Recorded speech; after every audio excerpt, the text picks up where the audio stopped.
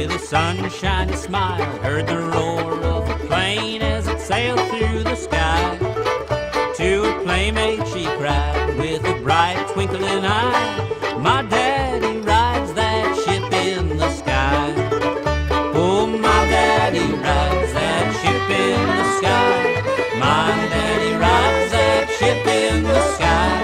Mama's not afraid and neither am I, 'cause my daddy rides that ship in the sky.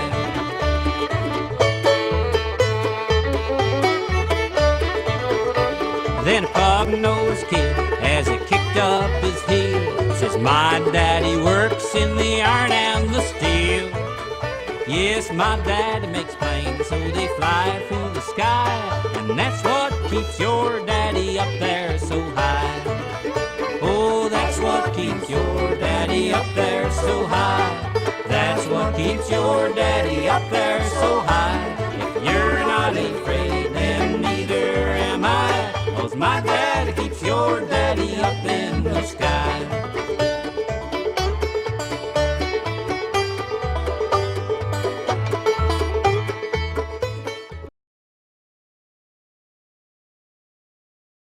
And his name is Anansi the spider. There's loads of books and loads of tales about Anansi, so be sure and check some of them out at the library. This is one where Anansi is not so much a trickster as he can't control himself. They ever talk about self-control with you here at school? He has a problem with self-control. Well, she went out to Anansi. She said, Anansi, I have to go to the store and get some more spices. You continue doing your work, and when I get back, I'll put in the spices and we'll cook dinner and we'll have a wonderful meal. But Anansi, she said, whatever you do, don't go and touch those beans. They're very hot and you could burn yourself. What did I say, Anansi? He said, I won't touch himself standing right in front of that pot of beans. Well, she said, don't touch the beans. It won't hurt if I smell them. Took the top off. Oh, Anansi loved beans. He said, it won't hurt if I just take a taste. Grandma doesn't have to know. Sitting right there was her wooden spoon, and it looked kind of lonely, so Anansi picked it up. And he took a taste. He took it out of the bowl. He blew on it. It was good. Maybe just one more. Maybe another. I've had 3. A 4th one's not going to make any difference. Well, Anansi got to thinking he'd like some more of that, and he wanted it to cool faster, so he took off his hat and he put the beans in the hat. Well, a moment later, there was some yelling out in the field, and some neighbors were yelling, get out of here, you nasty birds, get out of here! Get away from Grandma's beans, get away from here! Well, the birds suddenly flew in the kitchen window where Anansi was, and the neighbors started pounding on the door. They said, Anansi, let us in, let us get those birds, they're eating Grandma's beans. They were pounding and pounding, and Anansi thought, what am I going to do with this hat full of beans? I don't want them to see me with this hat full of beans. Well, I'll bet you can predict what Anansi did, can't you? He took that hat full of beans, which had not had time to cool, and put it on his head and opened the door. There stood Anansi with that hat full of hot beans on his head. And the neighbors came in and they chased the birds out of there and they started to leave. And there was Anansi. He was standing there with sweat dripping down his face, looking like this. They said, Anansi, what happened? Did those birds hurt you? He said, no, I've just been sweating a lot. I've been working all morning. You can go now. I want to help you. At this point, Anansi couldn't stand still. He started shaking his hat to get the beans to move around and going back on one foot and then the other. They said, Anansi, that's a wonderful dance. What do you call that? He said, it's the hat-shaking dance. It's the hat-shaking dance. And instruments change just like songs do. The banjo has changed a lot. The banjo came to this country from Africa. When black people came to this country, they brought a little banjo with them. There are still, in Africa, there's about 60 different instruments that resemble the banjo, that have a round head with a skin over it usually, and a neck with some strings on it. But now the banjo is used a lot by all kinds of people who like to play mountain music and bluegrass. Now here's an old mountain song, and it's real easy to sing. I wish I was a mole in the ground. Oh, I wish I was a mole in the ground. If I was a mole in the ground, I'd root that mountain down. And I wish I was a mole in the ground. Can you try that, Lee? I wish I was a mole in the ground. Sing it again. Oh, I wish I was a mole in the ground. Oh, you sing great. If I was a mole in the ground, I'd root that mountain down. And I wish I was a mole in the ground. It's always fun to see if we can make up a verse to this song. All you need is an animal and a place that that animal is. Maybe what it does. Who's got an idea for an animal? Okay? Ooh. How about if I was a lion in the den? What would I do? What would I do if I was a lion in the den? Hunt for food. I'll bring a zebra in. I'd what? I'd bring a zebra in. Bring a zebra in. Well, the lion's got to eat, and that rhymes. He's got a good sense of rhyme. Let's do that one. I say go with that one. I wish I was a lion in the den. Oh, I wish I was a lion in the den. If I was a lion in the den, I'd bring a zebra in. And I wish I was a lion in the den. Let's try one more.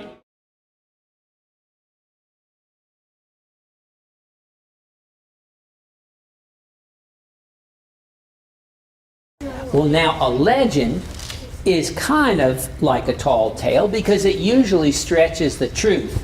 But a legend is something that people really believe. At least when they start a tunnel to go through the mountain, what they would do is they would have a drill, and John Henry would hit that drill, and then the shaker would twist it so it dug into the rock. He'd hit it again, they'd twist it again, hit it, twist it, till they had a big enough place out of there where they could put a stick of dynamite, and then they would blow up a little more of the rock and start all over again. The owner of the company brought a steam drill around. These were real machines that they invented to do the work, and they said it could do the work of 10 men. Well, if it could do the work of 10 men, then 9 of those men would be out of a job. So the legend says that John Henry raced that steam drill to see who could go further through the mountain in the same amount of time. Well, the captain said to John Henry, you know, bring me a steam drill around. I'm gonna bring that steam drill out on the job. Walk that old steam drill on down, Lord, Lord. Walk that old steam drill on down. Well, John Henry said to the captain, he said, a man ain't nothing but a man. But before I let your old steam drill beat me down, you know I'll die with a hammer in my hand, Lord, Lord. I'll die with a hammer in my hand.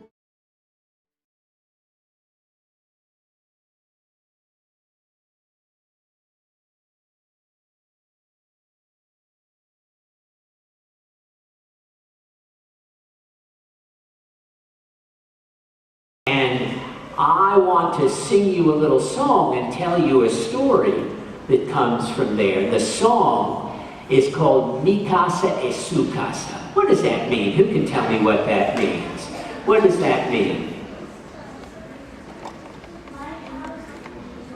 My house is your house. That's right. It's a way of welcoming somebody.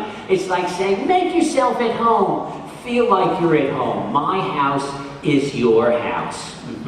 Now, in this song, The woman who wrote it, Michelle Valerie, is kind of telling about her adventures when she traveled throughout Latin America. And she found that every place she went, the people were so nice to her. And most of them were poor people.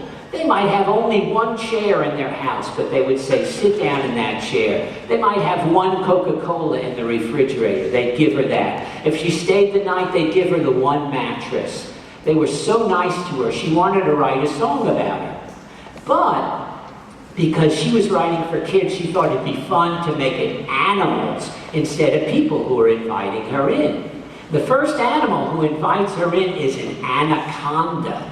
She's floating down the Amazon River. Now, really, you wouldn't want an anaconda to invite you home. Not a real anaconda. But this is a pretend song, okay?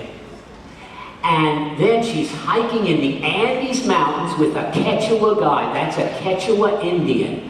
They lived there a long time before the Spanish ever came over with a Quechua guide. And there was an Inca ruin. That's the old city of Machu Picchu, okay, on the mountainside. And there was a llama or a llama right there, big fuzzy animal. Well, I was hiking in the Andes with a Quechua guide. It was an Inca ruin on the mountainside. And standing in the shadow of a temple wall, there was a friendly llama. She was 8 feet tall, and she said, "Mi casa es su casa, whenever you are near. Mi casa es su casa, sit down and rest, my dear."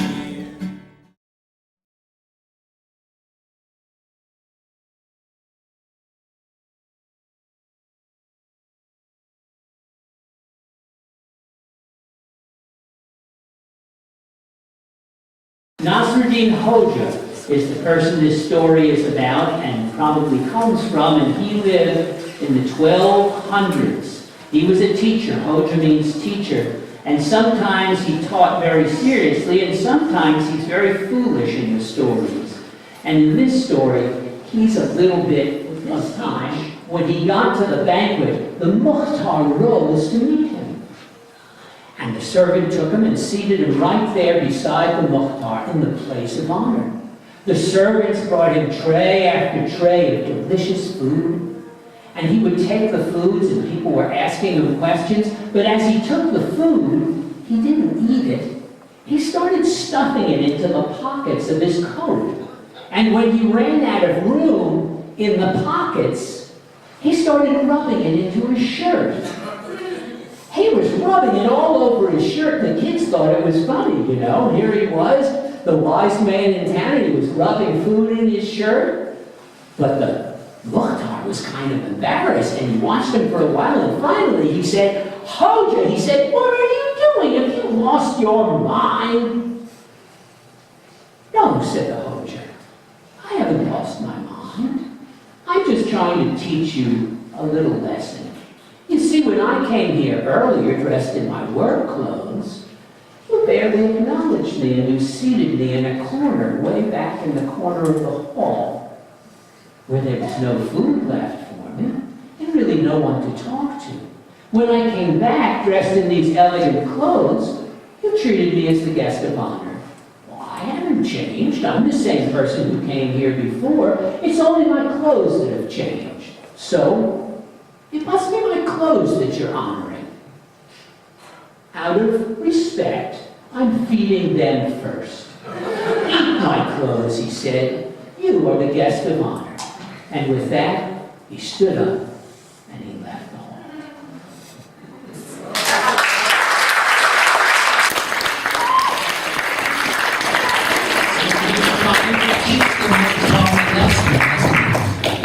That it's not important what a person looks like on the outside, it's the person inside. One day, a letter arrived from Abby from the United States at a little one-room schoolhouse in the capital of Afghanistan. And we had to decide who would answer that letter. Well, they picked Sadiq because he was the best student in the class. But then there was a problem. You see, Saeed was a boy, and according to their custom, it was not polite for a boy to be corresponding with a girl. And so they got Saeed's sister to actually sign the letters and write down her name. Well, as they corresponded, they told all kinds of interesting things about each other and learned a lot, but they discovered that there were an awful lot of prejudices in both countries, and a lot of people who didn't even want them to correspond because one country hated the other and the other country hated them.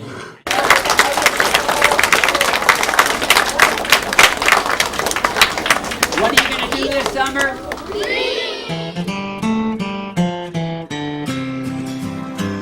If we could consider each other a neighbor, a sister, or brother, it could be a wonderful, wonderful world. It could be a wonderful world. Oh yes, it could be a wonderful world.